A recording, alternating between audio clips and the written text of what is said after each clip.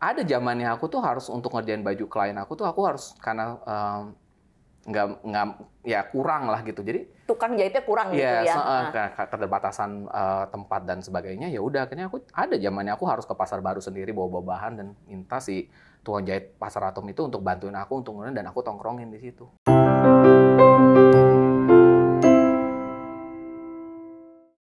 Hai, hari ini aku punya tamu yang menurut aku eksklusif. Aku terharu, aku bangga bahwa dia mau datang ke channel aku yang masih baru.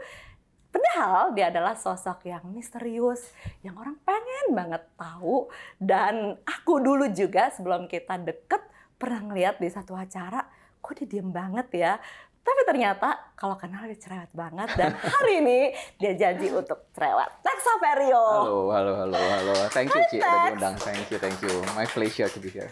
Tex, Cici itu pertama kali nonton kamu itu waktu Dewi Fashion Night. Oh, oke. Yang Dan tahun berapa tuh? I have question. Tahun berapa ya? Yang silver semua Silver, baju. Oke, iya. itu pertama banget ya. Cici tuh nanya, waktu tuh editor in chief-nya Nilo Sekar. Nilo, ini anak siapa? Kenapa dia yang jadi ada di Dewi Fashion Night dan munculnya itu terakhir pula. Dan Nilo tuh cuma bilang ini, Ci, pokoknya tenang aja, ada surprise. Dan begitu mulai, Cici inget banget, yang keluar tuh yang pakai bodysuit kan. Betul. Dan duduknya tuh waktu tuh inget kayak akuarium Di kan. tengah-tengah ya. Aku ditaruh di tengah, jadi bener-bener deket. Pas aku lihat, wah kan banyak ya baju yang kayak di panggung tuh bagus, pas dideketin tuh benangnya kemana-mana.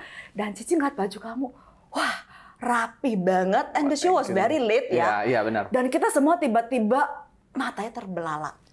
Itu your first show atau enggak sih? Oke, sebenarnya yang kedua, Ci. Jadi kenapa bisa sejarahnya itu masuk ke Dewi Fashion Night? Waktu itu Dewi Fashion Night udah bisa dibilang kayak acara puncaknya dari Jakarta Fashion Week itu closing. Jadi pertama pun juga aku nggak nyangka gitu Mbak Nilo itu sangat very supportive. Dia pertama kali aku show itu bulan Juli 2010.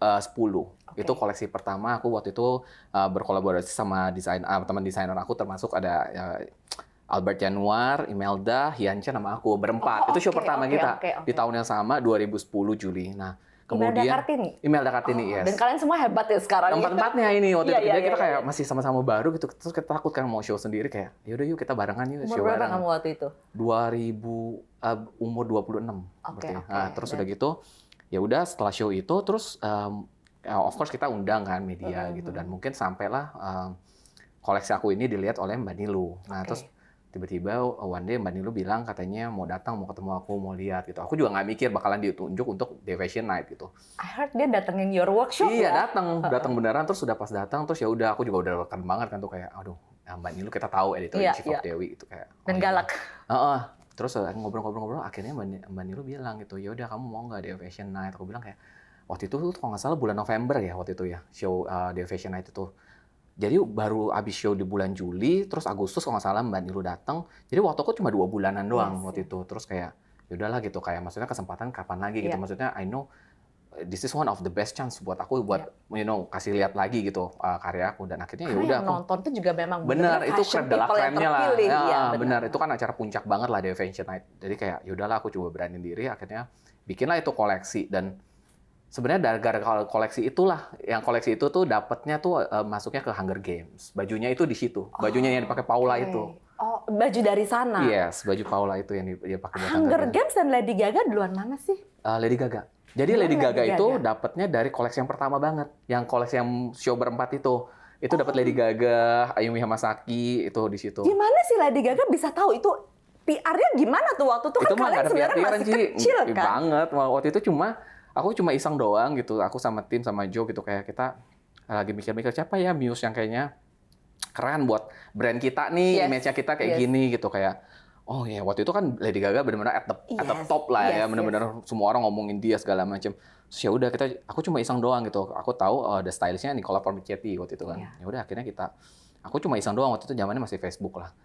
Cuma ya udah kirim message aja gitu, "Hai Nicola" gitu. Aku perkenalkan diri, terus nggak lama tuh dia reply langsung. Terus dia langsung bilang bahwa, "Oh ya, I know who you are" gitu. Dia bilang, "Kirim deh koleksi lu sini" gitu. Terus kayak aku ini benar nggak sih gitu, kayak maksudnya gimana ya gitu, maksudnya kayak benar nggak nih kirim gitu, takut salah nggak atau apa gitu kan. Ya udah, tapi akhirnya kita beraniin aja, udahlah kita ya we give it a shot gitu, Iya, kayak ya iya, udahlah iya. coba aja gitu. Akhirnya kirim, itu nggak ada kabar Ci, sampai Dewi Fashion Night lewat segala macam kan, itu baru munculnya lagi di 2000, Lady Gaga itu cover bulan April 2011. Jadi udah setelah Dewi Fashion Night. Berapa lama berarti baju itu cuman Nggak ada kabar berita gitu kan. Ah. Jadi pokoknya kita kirim itu kalau nggak salah nggak lama dari show sebelum Dewi Fashion Night, berarti sekitar bulan Oktoberan kayak nggak salah. Jadi Oktober sampai ke April ya kurang lebih setengah tahun lah, 6 bulan tuh nggak ada kabar gitu. Dan munculnya itu ceritanya nggak ada kabar berita. Jadi mungkin karena baru pertama kali, jadi they don't want to, nggak mau kasih tahu juga gitu. Udah masuk apa enggak, make it into the cut atau enggak, mereka nggak kasih tahu. Jadi kita lagi meeting aja, lagi biasa, aku sama Joe sama tim lagi diskusi, oke kita mau bikin koleksi apa segala macam, duduk. Terus waktu itu aku ingat banget zamannya masih laptop yang layarnya tuh bisa diputar gitu loh. Jadi begitu ya udah lagi ngobrol-ngobrol, terus aku kan ya udah aku buka Facebook, ingat banget tuh zaman itu Facebook masih, tiba-tiba ada notifikasi tag, ada yang nge-tag aku gitu. Aku buka, tahu dong foto Lady Gaga pengen chandelier itu yang hitam gitu. Aku pertama tahu ini baju gua gitu, ini baju gua gitu, tapi nggak tahu itu mukanya siapa gitu. Begitu aku buka, aku klik Lady Gaga dong, udah dipakai dia gitu. Dan itu dipublish di mana itu? Waktu itu cuma orang nge-tag, waktu itu bazar kan. Iya. Nah, waktu itu bazar, jadi cuma orang nge-tag doang, terus aku buka, ini baju gue nih, siapa yang pakai gitu. Pas di zoom gitu, Lady Gaga, terus aku cuma diem doang, tim masih masa ngobrol-ngobrol gitu. Aku putar itu laptopnya gitu, terus kayak semua satu ruang tuh langsung lompat, langsung kayak teriak. Kalau orang lain kagetnya lompat, kamu diem gitu? Iya, aku kaget bingung. Guys, ini lihat. Begitu lihat Lady Gaga, kita langsung kayak teriak-teriak gitu, langsung kayak happy banget lah gitu, kayak wow gitu. Maksudnya kita nggak nyangka banget kan gitu, maksudnya sekian lama gitu Indonesia punya fashion, akhirnya bisa ada artis yang sekelas Lady Gaga mau, dan kita siapa sih waktu itu gitu kan, masih nggak dikenal, dan kita dipercaya bisa dipakai bajunya, yaitu kita juga nggak nyangka gitu, nggak percaya pertamanya gitu. Cuman ya udah, ternyata dari situ berlanjut tuh hubungannya dengan timnya Lady Gaga. Mereka selalu nanyain kalau ada project, teks lu bisa nggak kirim, oh ini kita project baru, dia kirimin. Dan apa ya, timnya mereka tuh sangat-sangat apa ya, membebaskan kita gitu. Pada saat mereka ada project, mereka tuh nggak akan mendikte, oh ya bajunya harus kayak gini-gini, enggak. Mereka cuma ngasih tahu, teks timnya ini, deadline-nya segini, lu bisa apa enggak gitu. Terus kita bikin, kadang-kadang tuh cuma seminggu punya waktu, kadang-kadang 3 hari kita kerjain, udah harus kirim gitu loh. Gimana cara ngerjain baju sekomplikated itu seminggu? Padahal kalau untuk klien ya, kemarin aku mau datang bulan Agustus, dipakai bulan 3 tahun depannya, kata Jo, enggak Ci. Hari ini juga datang, kalau minggu ini juga datang gitu ya kan. Jadi nggak tidur dan dikeroyokin berapa orang. Iya, kalau udah lagi kayak project kayak gitu, kadang-kadang karena kan kita kan ada perbedaan waktu lama. Untuk kirim bajunya aja bisa 4 hari, 5 hari, working days. Jadi kalau misalkan emang mereka kasih tau projectnya lagi 2 minggu kemudian atau 3 minggu kemudian, tapi kita harus hitungin kayak 1 minggunya itu kan untuk pengiriman doang gitu loh. Nah, yang lucu yang kalau nggak salah yang baju perfume-nya Lady Gaga itu kita cuma berapa hari gitu ngerjain, terus terus kita kirim kan update, ini bajunya kayak gini gitu. Terus mereka suka, itu karena waktunya nggak keburu, kalau kita kirim itu diambil sama dia, diambil dari timnya. Karena sesuka iya, itu. Jadi kayak mungkin itu bakalan kemungkinan besar dipakai, jadi mereka bela-belain untuk hand carry pick up gitu loh. Terus akhirnya Lady Gaga is not just a luck ya. Karena kan repeat berarti dia tuh memang suka sama karya kamu. Iya, syukurnya sih begitu, Ci. Termasuk sebenarnya salah satu yang waktu itu yang saya nggak jadi, kan waktu itu dia sempat mau konser di sini kan. Aku ingat yang bajunya. Nah, itu sempat mau, kita udah ngomongin gitu, bahwa kalau misalkan dia turun dari pas waktu itu akan langsung pakai baju kita yang waktu itu yang gilded gold itu, yang baru show Revelation, yang ya pokoknya yang emang emas semua gitu, gaya dia banget, itu udah kita siapin gitu. Tapi ya karena nggak jadi, ya udah. Tapi ya teks orang kan selalu kalau teks tuh, wah Lady Gaga, desainernya Lady Gaga. Tapi boleh nggak sih kita kayak tarik mundur? Apakah itu tiba-tiba terjadi karena kamu beruntung aja, atau apa sih ceritanya? Dan kalau Cici nggak salah, kamu nggak lulus SMA kan? Nggak lulus. Jadi kalau dibilang beruntung sih pasti ya, Ci. Pasti ada faktor luck-nya. Adalah. Aku juga. Nah, sisanya apa? Mungkin apa ya? Mungkin karena aku persistence juga gitu ya orangnya, dan dari awal aku mulai tahu gitu bahwa ini hobi aku gitu, kayaknya aku punya passion di sini. Aku udah siapin mental aja sih gitu. Maksudnya gue tahu deh, walaupun gue punya istilahnya gue dikasih bakat kayak gini, gue suka banget, cinta banget sama ini, pasti akan ada saatnya tuh yang berat, saatnya nggak sesuai harapan gue. Tapi karena mungkin mentalnya udah siap gitu ya, gue siap nih, udah siap jatuh bangun, susahnya gue bakalan gue nikmatin gitu. Jadi pada saat itu terjadi tuh tetap jalan terus gitu. Jadi regardless apapun yang terjadi gitu, kayak tetap terus nggak berhenti gitu. Jadi kalau mungkin orang banyak taunya, oh Tex 2010 show, terus langsung 2011 dipakai Lady Gaga, Hunger Games, Kim Kardashian, lalala. Itu bener-bener terus ya. Iya, itu mungkin orang pikirnya itu baru 2010 show bisa langsung gitu. Sebenarnya enggak gitu loh. Jadi aku mulai kerja itu 2004 itu aku udah mulai terima klien professionals. Jadi 2003 itu karena aku berhenti sekolah itu tahun 2000, 2001, 2002 itu aku mulai belajar, 2003 mulai lomba, 2004 baru mulai terima klien profesional. Jadi 2004 sampai 2010, 6 tahun itu aku kerja sebenarnya sih. Oke. Ingat nggak siapa klien pertama kamu bikin baju untuk event? Temennya dari keluarga sih. Jadi punya temen, ya waktu itu kan karena emang belum ada nama, jadi cuma dari keluarga ngenalin, oh nih dia mau ada acara gitu, kamu mau nggak ini? Oh ya udah, maksudnya aku juga pikir ya udah buat belajar juga gitu kan sekalian, dan karena emang dikenalin dari keluarga, ada rasa kayak maksudnya kita lebih berani lah gitu kalau misalnya ada apa-apa kan, maksudnya at least masih keluarga dan tapi ada tanggung jawab juga gitu. Jadi oh ya udah, dari situ mulai dari mulut ke mulut. Jadi 2004, 2005 itu awal-awal mulanya sih ya, namanya baru mulai ya, emang keluarga juga suportif banget gitu. Kita ada kayak ya papa ada tempat lah, terus kita di kecil-kecilan lah, mulai kecil-kecilan. Ada berapa penjahit? Waktu pertama itu cuma 2 orang. Dua orang doang, terus udah gitu aku masih ingat kok, bahkan pas di awal-awal mulai gitu kan kadang-kadang kayak kerjanya nggak tentu gitu. Kadang-kadang oh ya udah ternyata kurang. Aku ada zaman tuh yang aku harus ke mungkin kalau sekarang itu banyak yang nggak tahu di Pasar Atom ya, pasar baru. Surabaya kan Pasar Atom. Enggak, Pasar Atom di Jakarta. Di Pasar Baru. Iya, Pasar Baru. Iya, yang bawah yang toko kainnya banyak, Probitas dan lain-lain. Iya, di bawahnya itu. Jadi ada zamannya aku tuh harus untuk ngerjain baju klien aku harus karena nggak ya kurang lah gitu. Jadi tukang jahitnya kurang gitu ya. Keterbatasan tempat dan sebagainya, ya udah akhirnya aku ada zamannya aku harus ke Pasar Baru sendiri bawa bahan dan minta si tukang jahit Pasar Atom itu untuk bantuin aku untuk ngurusin, dan aku tongkrongin di situ. Karena itu tukang jahit nggak tahu your standard, jadi kamu harus tongkrongin biar nggak salah biar gitu. Salah. Dan kalau yang di workshop aman deh ya. Dan kalau misalkan ya tukang jahit itu kalau misalkan kita nggak tongkrongin sebagai desainernya kan dia nggak ngerti gitu kan. Jadi kita harus kayak ini loh, ini jahitnya kesini. Jadi ini mungkin yang aku juga pengen orang-orang tahu gitu loh, bahwa maksudnya nggak sedunia fashion itu nggak melulu glamnya gitu. Ada sisi-sisi yang juga kita harus siap lah untuk ngadepinnya gitu. Dan dunia fashion tuh sebenarnya kerjanya 24 hours nggak sih, Tex? Iya benar. Ya aku kan? ingat tuh tahun-tahun pertama aku tuh sempat ngadepin klien yang kliennya juga macam-macam. Ada yang klien tuh yang bisa marah-marah, yang bisa telepon tengah malam, bisa ini, ya harus siap kayak gitu.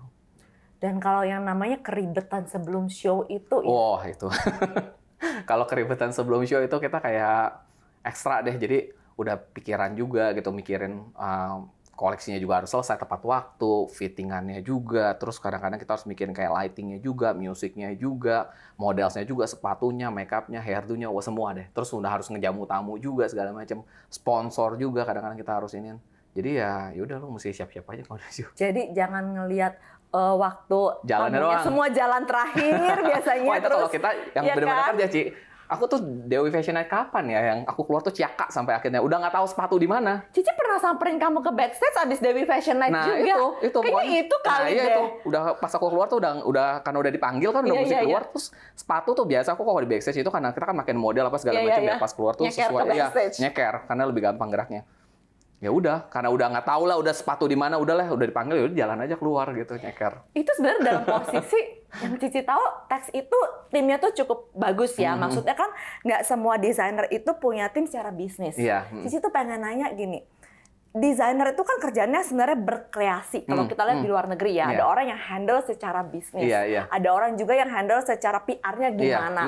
Nah, kalau kamu tuh gimana sih, Tex? Ya kalau aku ada tim juga sih, Ci, yang bantuin. Jadi emang kalau kreatif itu ya itu another thing lah gitu. Bisnis tetap harus ada, ya tim yang ngebantu untuk marketing juga ada, untuk yang kreatif juga ada gitu. Emang mesti dipisah-pisah. Cuma gimana pun juga ini kan semuanya nyatu lah di bawah satu nama satu brand. Jadi harus kayak sevisi, harus kayak punya satu cara pandang yang sama gitu. Walaupun kadang-kadang kalau kita juga terima masukan dari tim juga itu kan bagus gitu ya. Maksudnya kayak oh ya ini ada cara pandang baru, ada yang ya itu yang harus emang gimana ya, supaya kita tuh tetap relevan juga. Jadi kayak tim juga penting banget sih emang.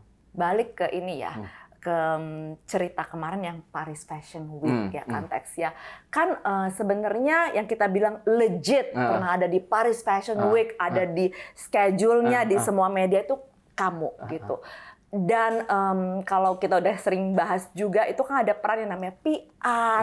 Boleh nggak ceritain nih biar masyarakat tuh bener-bener tahu sebenarnya kamu tuh is very good storyteller, ya kan? Kan orang itu tahu tuh pada komen di Cici gini, aduh Tex ganteng banget, misterius. Aduh Tex kayak diem banget ya. Cici tuh juga dulu ngerasa gitu. Kamu mungkin nggak taw. Jadi ada sebuah pool partinya nih lu. Kita ada kamu tuh di ujung. Oh iya. Ya kan? Aku ingat Terus aku I was datang. like with my gang tuh gini, tuh si Tex yang kemarin show. Aduh ganteng banget ya. Tapi kayak kita tuh nggak berani ngedeketin kamu Tex. Karena kayak kamu itu kayak Diam ya. sendiri gitu. Kamu tuh pemalu atau sombong atau Emang kalau orang kan misterius banget kalau orang bilang Tex. ya mungkin orang mikirnya aku ya emang kalau nggak gitu belum kenal banget gitu sih ya kayak ya bingung juga sih aku mau ngomong apa gitu. Jadi kayak ya udah diem aja. Gitu. Tapi kalau orang manggil, orang nyapa ya aku ngobrol. Dah gitu. kita setiap kali ketemu 4 jam aja nggak pernah cukup. Iya, yang kemarin aja berapa jam tuh kita makan Iya, kan? sampai Dari kayak siang sampai restoran sore, mau tutup. sampai malam. Since kamu a good storyteller ya, pengen cerita dari A sampai Z apa yang kamu lakukan pertama kali kalau Lady Gaga kan kamu itu Iya. Facebook dia kamu Iya. kirim DM. Kalau si Paris Fashion Week ini from A to Z. Oke, kalau Paris Fashion Week itu setahu aku ya, karena ini waktu itu kita itu kan dari ready to wear, jadi timnya juga emang beda. Nah kalau tim ready to wear itu mereka lebih apa ya? Seingat aku ya, yang aku ingat tuh kita harus ada kayak semacam kurasi. Jadi aku tuh harus sempat kayak kita ada on-call dulu, kita ngobrol dulu dengan PR-nya di sono. Terus kayak PR-nya ini nanya gitu, tujuannya lu show nih apa, karakter brand lu apa, lu maunya apa, aiming-nya apa gitu. Dan dari situ mereka akan propose gitu, oke, kalau gitu kita akan coba. Jadi si PR ini mempresentasikan brand kita ini. Si Tex ini tuh siapa sih gitu. Jadi yang di kontak pertama tuh PR ya? Pada saat itu PR. Jadi dari PR-nya itu yang mereka yang mengenalkan kita ke federasinya. Nah, jadi itu kayak ada kurasinya gitu loh. Jadi setelah federasinya. Tapi kurasinya juga nggak bisa kamu langsung ke federasi ya? Lewat harus via itu. si PR Iya, itu. karena ya mungkin bisa ya, Ci ya. Kalau sekarang aku nggak tahu. Iya, Tapi zamannya aku itu kita lewat PR dan PR-nya itu kayak aku presentasi ke PR, terus PR-nya kayak ya dia juga berusaha untuk mengenal brand kita lagi, terus diolah lagi sama dia, terus baru dipresentasikan ke federasinya. Nah, dari federasi jawabannya apa, nanti balik lagi ke sini, terus kita mesti siapin apa lagi. Itu banyak ada persyaratannya. Dan pada saat pertama kali kita show 2014, Spring Summer 2014 itu, kita nggak langsung on schedule. Jadi waktu zamannya aku sih ya ada, nah sama-sama official, tapi satu on schedule, satu off schedule. Dua-duanya official dari Paris Fashion Week. Nah kalau yang off schedule itu untuk brand-brand yang masih baru, brand-brand yang istilahnya mereka mau lihat dulu, kamu bisa konsisten apa enggak, karyanya istilahnya sesuai dengan standar mereka apa enggak. Kalau misalkan memenuhi syarat itu, kemungkinan di season kedua baru masuk on schedule. Atau kalau bisa masih belum, tidak ada garansi nggak ada garansi, masuk on schedule nggak ya? ada garansi next seasonnya bakalan langsung masuk on schedule. Bisa aja off schedule, terus season kedua masih off schedule, terus season berikutnya masih off schedule. Itu semua tergantung dari federasi yang menilai. Nah, zamannya aku itu pertama itu official tapi off schedule. Oke. Nah, jadi walaupun kita bilangnya off schedule itu pun tetap official. Itu official kita boleh klaim bahwa ini emang part of the Paris Fashion Week gitu loh, bukan off schedule yang di luar. Bedanya apa off schedule sama on schedule? Kalau yang on schedule-nya itu mereka punya kayak apa ya? Mereka kan ini kan ibaratnya kayak federasi kan, membawa media-media, buyers apa segala macam. Nah, yang on schedule itu lebih of course diprioritaskan gitu. Buyers juga beda, terus jadwal-jadwalnya juga diatur sedemikian rupa sehingga buyer-buyernya penting, terus media-media penting itu meliput yang on schedule dulu gitu. Jadi emang ada perbedaan lah. Nah, kalau waktu itu aku setelah dari yang off schedule ini, luckily kita yang pas di season keduanya langsung masuk on schedule opening day. Nah, itu kayak kita juga happy lah di istilahnya, artinya kita dipercaya lah standarnya masuk gitu, dan masuk yang on schedule yang di officialnya. Nah, itu yang tahun 2015 sampai 2016. Nah, yang Cici pengen tanya. Waktu itu Tex pernah cerita ya, kalau kita tahu di sini tuh Jakarta Fashion Week itu sudah sebuah venue yang udah disiapin. Jadi setiap desainer itu akan beli slot, di mana dengan kita beli slot itu sudah satu paket dapat jam, udah disiapin runway-nya, udah disiapin kalau nggak salah koreografer, model kayak gitu. Betul. Tapi ternyata Paris Fashion Week itu nggak kayak gitu ya, Tex ya? Kalau Paris Fashion Week kita nggak, kita siapin semua production-nya sendiri, semua kita sendiri. Jadi production-nya tuh apa aja, Tex? Ya pasti yang event organizer kan pertama. Jadi kayak Cari kita IO bikin di aja, sana? iya, Oke. cari IO-nya itu biasanya IO dan PR ini bakalan berkolaborasi lah. Ini oke, show-nya temanya kali ini apa, kreatifnya, konsepnya seperti apa. Nah itu kan dari kita gitu. Oke, Iya. misalkan temanya tahun ini misalkan ABC misalkan. Nah, mereka akan nyari barang-barang, pokoknya timnya, moodnya, lagunya semua yang sesuai dengan arahan kita ini. Dan Nah, termasuk venue-nya juga. venue-nya. Jadi makanya waktu zaman itu tuh aku ke Paris bisa 3 kali, 4 kali gitu. Karena harus cek venue. Terus udah gitu kalau casting model sih akhirnya belakang-belakangan itu kita udah, karena udah saking tahu dan udah tahu model-modelnya yang kita udah sering pakai. Oh modelnya yang ini udah bagus, udah cocok sama kita. Next season-nya kita tinggal repeat aja. Oke, aku bisa bilang aku mau modelnya si ABC ini karena udah tahu jalannya udah bagus gitu. Jadi yang lebih susah itu biasanya kayak venue, cek venue. Terus udah gitu kayak make up. Kalau make up kan harus ada tes make up apa segala macam. Nah fitting. Nah kesulitan kita itu juga pada saat itu fitting. Jadi kita hanya bisa fitting itu berapa hari sebelum show, Ci. Kalau di sini kan gampang, mau show-nya masih 3 bulan, 4 bulan lagi, lu bisa fitting dari hari ini selama bajunya udah siap gitu. Karena kalau di sono kan nggak mungkin, kita hanya ke Paris untuk fitting doang, nggak mungkin. Dan modelnya pun kadang-kadang belum ada di sana gitu, modelnya bisa dari mana aja gitu. Oh itu modelnya dari berbagai negara? Berbagai negara. Sama model juga sama. Jadi kalau di dunia fashion itu pada saat lagi seasonnya Paris Fashion Week, model-model ke Paris Fashion Week, terus misalkan Milan Fashion Week, pindah semua Milan Fashion Week, terus dari Milan pindah lagi New York, itu bareng muter gitu.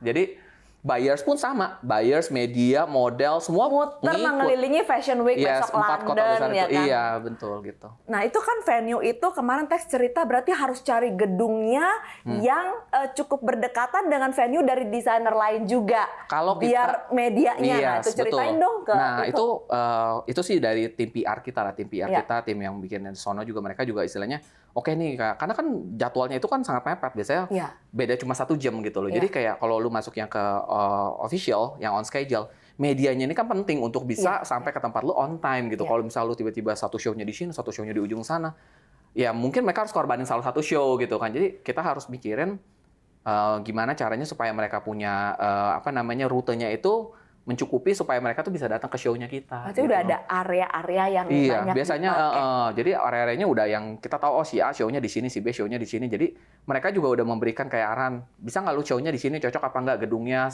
ininya segala macamnya, supaya rutenya tuh diatur tuh bagus gitu loh. Si medianya ini bahkan kadang-kadang modelnya juga harus lari dari show A ke show B gitu, waktunya tepat gitu loh.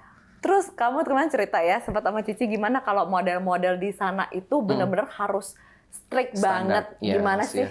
Ya ini zamannya aku dulu ya Ci ya. Kalau zaman sekarang kan model udah lebih ya banyak tipenya gitulah. Zaman dulu juga ada tapi mungkin nggak sehingar-bingar sekarang tipe-tipe model.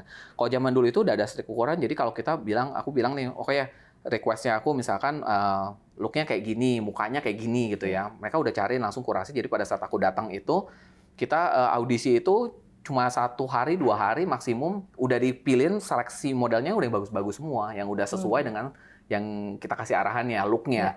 Kalau ukuran itu mereka kadang-kadang jujur aku sendiri nggak terlalu strict untuk ukuran, karena aku lebih percaya sama cuttingnya aku gitu. Gue bisa lah bikin ukurannya, cuttingnya bagus gitu. Nah cuma karena mungkin mereka udah sangat-sangat profesional standarnya, jadi pada saat aku bilang aku mau pinggangnya misalkan 62 atau 60 cm, lu lewat 2 cm udah langsung disuruh keluar, nggak usah ikut audisi. Berarti dianggap nggak jujur lah ya, nggak honest. Iya, dari... berarti ukuran pun, jadi model-model itu harus benar-benar yang yang terbaru gitu loh, nggak bisa ukuran yang kamu yang dulu terus dipakai sekarang. Pada saat audisi lu udah pasti diukur. Jadi sebelum masuk ke ruangan kayak kita audisi itu, sebelum sampai ke kita pun gitu, di depan tuh diukurin dulu sih. Diukurin sama tim, kalau ukurannya udah nggak sesuai dengan yang komkatnya mereka, udah langsung di-cut, nggak masuk ke ruangan audisi gitu. Jadi mungkin itu yang orang bilang kejam-kejamnya dunia fashion gitu loh. Tapi sebenarnya kalau buat aku sendiri nggak masalah sih sebenarnya, kalau misalkan masih kayak selisih 2 cm, 3 cm itu masih kayak bearable lah, kita masih bisa akalin lewat cuttingannya kita, aku yakin bisa gitu. Cuma ya mereka doing their job lah gitu. Maksudnya oh kamu nggak sesuai, kamu di komkat bilang misalkan 60, ternyata pas aslinya diukur 65 gitu. Jadi itu memang yang tuntutannya mereka untuk ya honest lah, profesional ya. Profesional benar. Tapi kalau kayak fitting itu pasti dong ada sesuatu yang harus dibenerin. Berarti dalam waktu 3 hari itu bener-bener di sana itu. Yes, benar. Itu dia susahnya. Jadi kayak pokoknya kalau udah kayak show gitu tuh kayak udah pokoknya udah siap deh segala macam, kayak model look yang ada. Kenapa? Bayangin sih ya, misalkan gini, oke ukurannya masuk, tapi ternyata model yang ini masuk baju yang ini, tapi sepatunya nggak masuk sama yang ini. Oke. Nah, jadi terus udah gitu kayak, yang ini udah bagus mukanya, tapi make up-nya nggak cocok dengan yang begini. Jadi kita harus bener-bener, itu dalam waktu kayak 4 hari, 5 hari harus kita beresin semua. Tex berangkat berapa orang waktu itu dari Jakarta? Kalau tim di Jakarta aja tuh kayaknya mungkin 5-10 orang tuh ya ada lah sekitar segituan ya. Jadi tapi di luar tim yang di sono ya.